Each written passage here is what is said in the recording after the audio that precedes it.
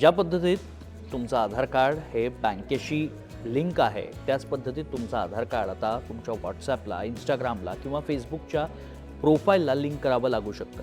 होय, अगदी खरं आहे. कारण संसदेमध्ये महिला सबलीकरण समितीनं असा प्रस्ताव पारित केल्याचं पाहायला मिळतंय, असा प्रस्ताव समोर आणल्याचं पाहायला मिळतंय. त्यामुळे लवकरच अशा पद्धतीत फेक अकाउंट अधिक क्रिएट होऊ नयेत यासाठी असा निर्णय घेतला जाऊ शकतो. त्यामुळे आश्चर्य वाटून घेऊ नका. दुसरीकडे 2017 ते 2025 पर्यंत एक अहवाल तयार करण्यात आलेला आहे. यामध्ये फेक अकाउंट क्रिएट होणं किंवा महिलांबद्दलचे सोशल क्राईम्स वाढणं यात बरीच वाढ झाली आहे. साधारणतः 250% वाढ झाल्याचं पाहायला मिळतंय. तसंच लहान मुलांच्या क्राईममध्ये देखील सोशल मीडिया क्राईम स्पेशली याच्यातही बरीच 20 ते 25% वाढ झाल्याचं पाहायला मिळतंय आणि तीच कुठेतरी रोखण्यासाठी प्रयत्न आता केले जात आहेत.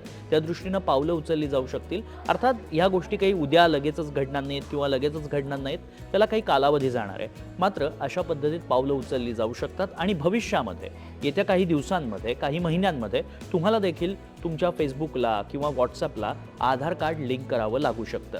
हा व्हिडिओ कसा वाटला तुम्हाला हे आम्हाला कमेंटमध्ये जरूर सांगा आणि NDTV मराठीच्या पेजेसला लाईक करायला, शेअर करायला, फॉलो करायला विसरू नका.